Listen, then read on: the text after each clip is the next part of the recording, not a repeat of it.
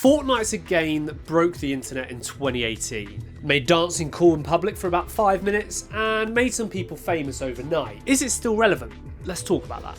Now, we've got to remember that Fortnite just isn't Battle Royale. There is other elements to Fortnite as well.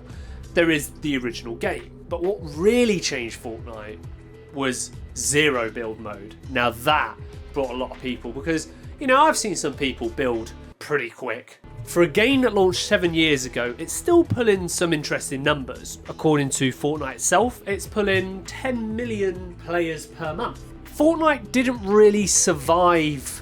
It's not really a long-standing. It did really well when it launched back in 2018. You got some rare skins from the first ever Battle Pass. Zero build mode. It brought back those casual players. The people that didn't really want to play competitively. The people that just want to come home from school or work and just relax, put a game on, get 14th, get 40th, weren't sweating for that first building a new skyscraper in the Tilted Towers. And then there was Creative 2.0, people making custom maps. Now the custom maps are not as popular as they used to be. You get a few thousand here and there. Most I've seen is around 30, 40,000. But people are building entire games within Fortnite.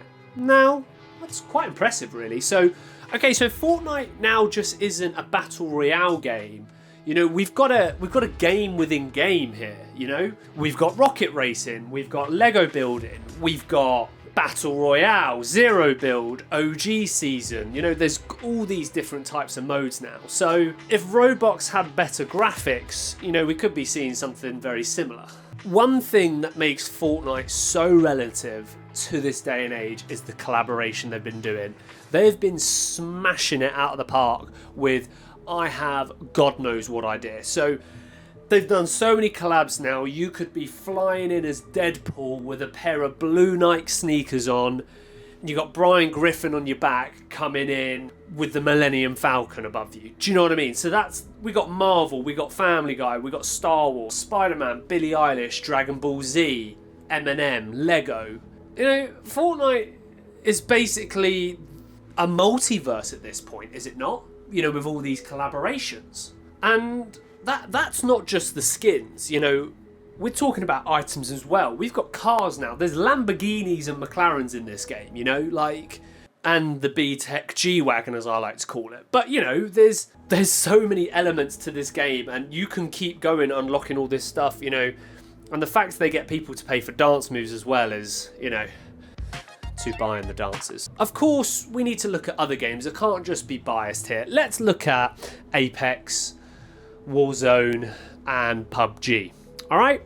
So these are other similar games. Now, why are these not as popular as Fortnite? Fortnite hits those younger demographics. It's got that playful graphics. It's colourful. It's bright. You go into Warzone. You go to war. Do you know what I mean? Fortnite is, okay, you snipe a couple of your mates and you shoot people while you're also in a tutu with Nike sneakers on. And do you know what? We can't think about Minecraft. That is still very relevant to these days, See, Minecraft's been around since the 17th of May 2009, and I totally didn't just Google that.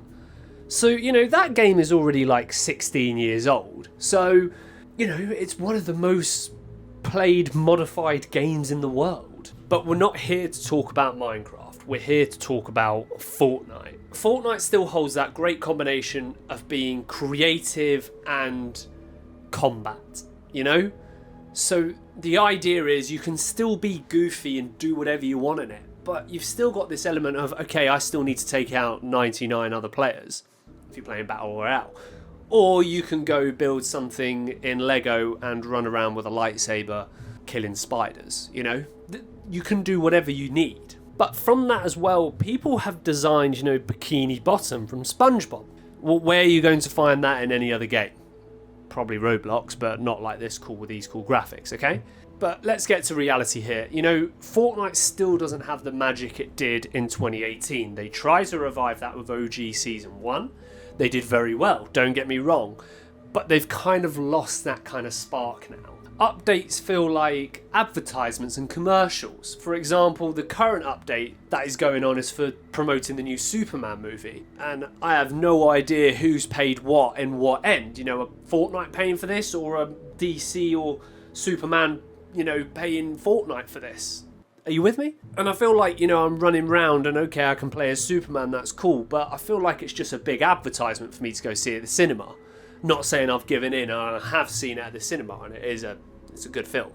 But that's not the point. We're not here to review the new Superman film. And do you know what? Matchmaking can just be sweaty as hell. You know, I've come back from a long shift. You know, I've done a 10, 12-hour hard day shift at work, and I just want to play some Fortnite. But I tell you what, you're going to need to play Zero Build, because unless you can build, you're going to end up in the new city of I have no idea. Do you know what I mean? With all these skyscrapers around you. It does have that element of sweatiness, and it almost sense that let's go off that. Let's talk about bots. Bots in the game. So they reckon now, a study found, I don't know what his name is, I'm going to try and find him, I'm going to try and put him up here. If I can't, don't include this. So if it's included, hi. They found that like a good 60 players in the map were bots. So that means you're only really playing with 40 real people out of 99 or 100. That's cool. But, you know, it's obvious he's an NPC because he's running into the wall, pickaxing the floor that is not going to break. But it does, I get why they've put the bots in, because if you think about it, if you had 100 real players, you wouldn't really last that long if you're okay at the game. You need to be really sweaty, and I mean proper sweaty. Let's talk about the bots. I like the bots, okay? I like the idea that you can come in and then you get to the last 30 and the last 20 and you're like, okay, you know, this is when it's starting to pick up, you know, you're breaking a sweat a bit, you know, your mum's calling you for dinner, it's not good. But at the same time, you know, you get 8th, so, you know, you just leave it. Like, Fortnite from the Battle Royale zone has grown massively. It is huge. That is the platform that most people go to play on. Probably 90% of people while they load up Fortnite, okay? Broken Charizards, you got your wing back, brother.